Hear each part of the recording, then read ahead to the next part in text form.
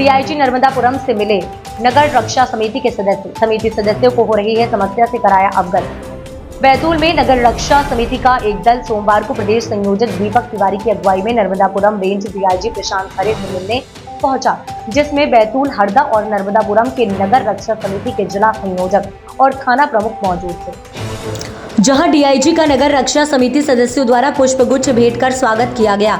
वहीं प्रदेश संयोजक दीपक तिवारी द्वारा नगर रक्षा समिति द्वारा किए जा रहे कार्यों से डीआईजी को अवगत कराया गया। नगर रक्षा समिति में कार्य करने वाले सदस्य की उम्र के बारे में चर्चा करते हुए बताया कि नगर रक्षा समिति के बायलॉज के अनुसार समिति सदस्य बनने के लिए 45 वर्ष की आयु का होना आवश्यक है, न कि समिति में कार्य न करने की आयु का 45 वर्षीय होना। जब तक सदस्य स्वस्थ हैं, सेवा दे सकते हैं। वहीं प्रदेश संयोजक द्वारा बताया गया कि कुछ जिलों में नगर रक्षा समिति द्वारा कार्य नहीं किया जा रहा है। समिति सदस्यों को हो रही परेशानियों को दूर करने रेंज स्तर पर शीघ्र ही भव्य आयोजन किया जाएगा, जिसमें समिति के सक्रिय सदस्य शामिल होंगे।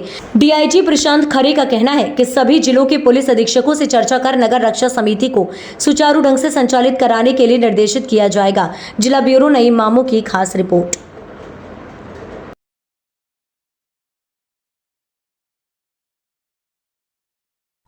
शिवमंगल सिंह चौहान, होशंगाबाद नर्मदापुरम से जिला संयोजक। आज बड़ा खुशी का दिन है कि जो हमारी समिति, रक्षा समिति जो थी रेंज की, और यहाँ की जो निष्क्रिय पड़ी थी कुछ अधिकारियों के व्यवहार के कारण, कुछ सदस्यों की समस्याओं के कारण, तो आज पुनः सक्रिय हुई है।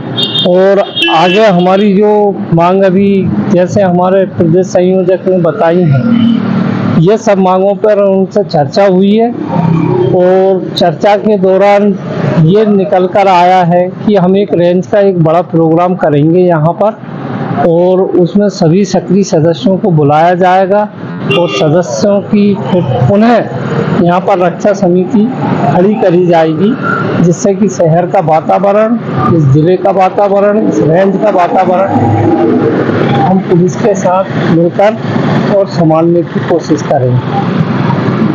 दादा बताएं, आज जो डीआईजी साहब से आपकी मुलाकात हुई, किन विषय पर चर्चा हुई? आज नर्मदापुरम डीआईजी श्री प्रशांत खरे जी से नर्मदापुरम रेंज के सभी संयोजक एवं सक्रिय सदस्य आज उनसे मुलाकात करी। मुलाकात का मुख्य उद्देश्य कि जो रक्षा समिति उस जगह निष्क्रिय पड़ी है, शासन से अनेकों घोषणाएं हुई हैं, लेकिन उनका लाभ सदस्यों को प्राप्त नहीं हो पा रहा है। उसमें मुख्य रूप से एक हर थानों में, हर जिले में उम्र बंधन का एक सबसे बड़ी समस्या है, जबकि ये प्रावधान है बायलॉज में, वो नए सदस्यों के लिए 18 से लेकर के 45 वर्ष तक का प्रावधान नए लोगों की नियुक्त करने का है, लेकिन उसको क्या मान लिया है कि 45 साल मतलब 45 साल तक के काम करेंगे।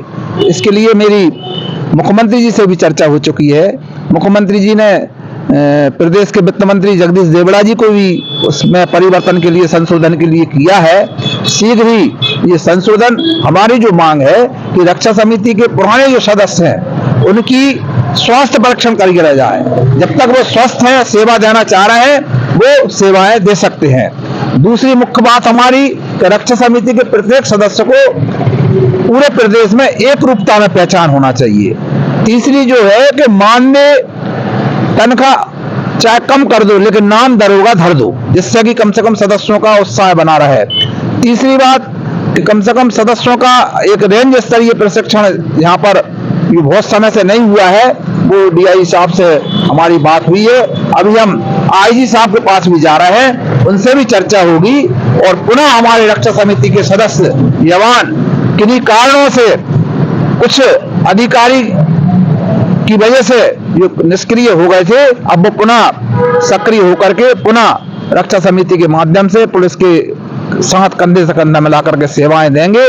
अंत में यही कहूंगा कि उन लोगों के लिए जो शासन से लाभ मिलना चाहिए वो यथाशीघ्र जल्दी से जल्दी प्राप्त हो। हरदा नगर से रक्षा समिति के मुख्य रक्षक के रूप में मैं कार्य कर रहा हूँ, क्योंकि जिला संयोजक होना अभी ऊपर जैसे तिवारी जी ने बताया, उनकी नियुक्ति आदेश सभी जिला में होना चाहिए, क्योंकि पुलिस से कंधा संधा लगा के हम कार्य करते हैं। त्योहार हो, कोई से भी एक्सरसाइज ड्यूटी हो, हम हमारी ईमानदारी से ड्यूटी निभाते हैं। जय हिंद, जय भारत, वंदे मातरम।